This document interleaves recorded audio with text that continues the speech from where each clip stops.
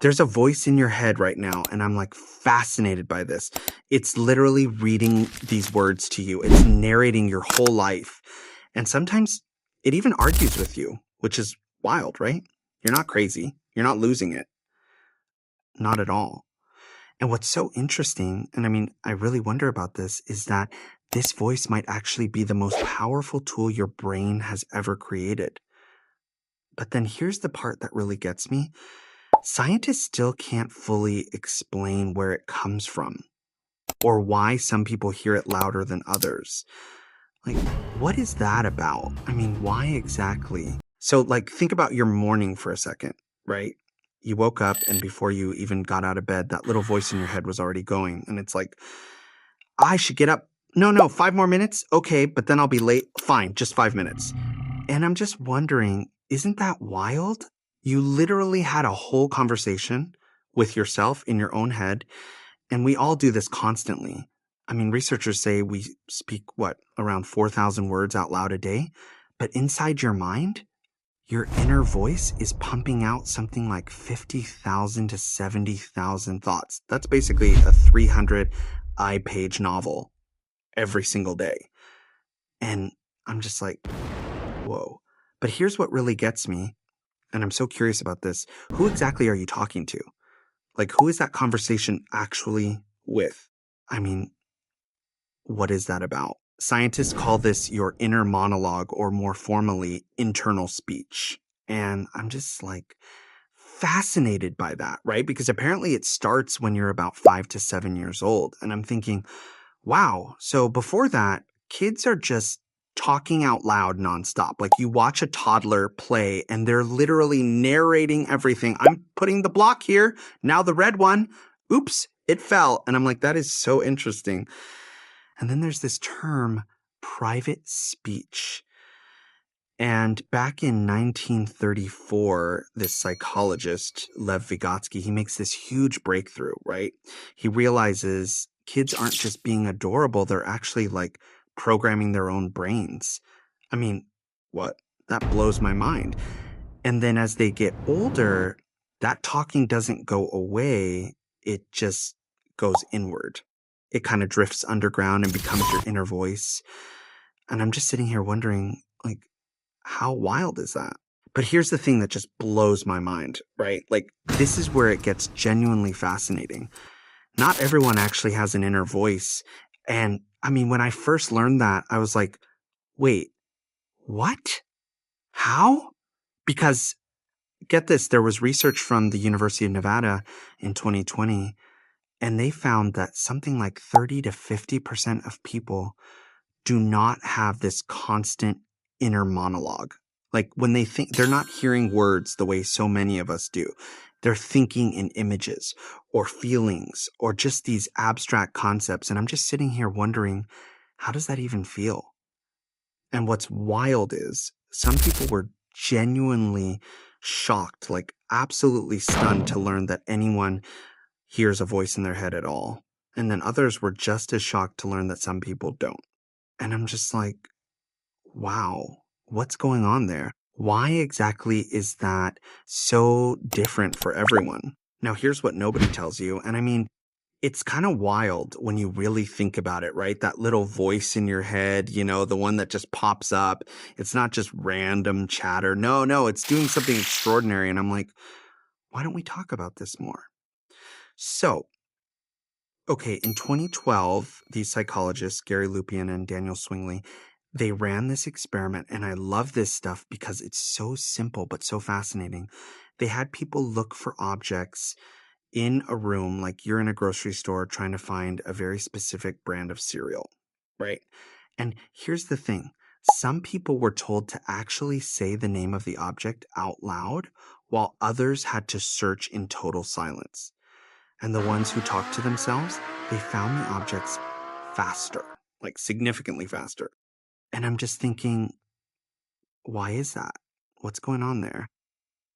It turns out your inner voice is basically a search engine. Seriously. When you say something like, "Where are my keys?"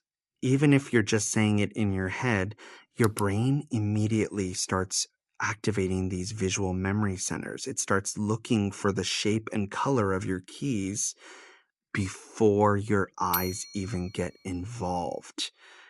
Isn't that so interesting? I mean, I love that. But then it goes even deeper than that.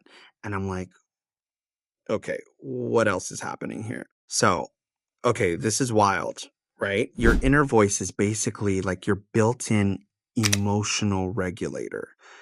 And I'm just thinking, when you're stressed and you tell yourself, calm down, it's going to be okay, that's not just some cheesy motivational poster thing. Apparently, your brain literally responds to that. And get this, studies from the University of Michigan, they found that when people use their own name, like, come on, Sarah, you've got this, their stress levels actually drop, like measurable drops. Brain scans showed reduced activity in the amygdala, the fear and anxiety part, which is kind of fascinating. I mean, why does using your own name do that? What's going on there exactly? It's just so interesting that you can like calm your own brain down simply by talking to yourself. I mean, isn't that kind of amazing? But there's this like darker side to that superpower, right? Because the same voice that can totally calm you down, it can also just tear you apart. And psychologists, they actually have a name for it, the inner critic. And I mean, almost everyone has dealt with that, haven't they? It's that whole you're not good enough thing, or they're all judging you, or even, why did you say that? That was so stupid. And I'm just like, why exactly does it do that? So here's the thing that's kind of wild to me. Like, did you know your brain literally can't tell the difference between someone else criticizing you and you criticizing you? I mean, that's fascinating, right? Because when you're in your head saying these harsh things to yourself, your brain is basically processing it the same way it would if some random person walked up and insulted you. And then suddenly your cortisol's spiking, your heart rate's going up, and your body's like, slipping into this low-key stress mode. So it's almost like, and I mean this in a very real, literal sense, you're kind of bullying yourself.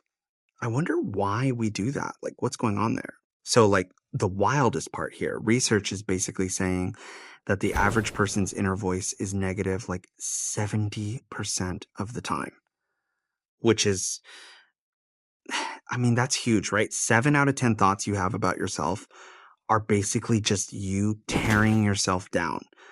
And you would never talk to a friend that way, ever. But then here's where it gets like genuinely strange. And I mean, really strange. Some neuroscientists actually think that your inner voice might not even be you talking to yourself. And I'm just like, what? What does that even mean? I mean, I'm so curious about that. So wait, it's you predicting what you're about to think?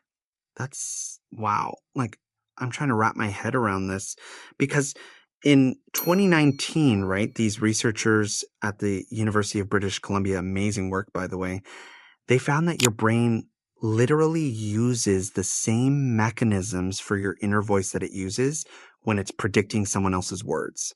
You know how when someone's talking, you kind of already know what they're going to say next? Like you can finish their sentence. It's that same thing happening internally.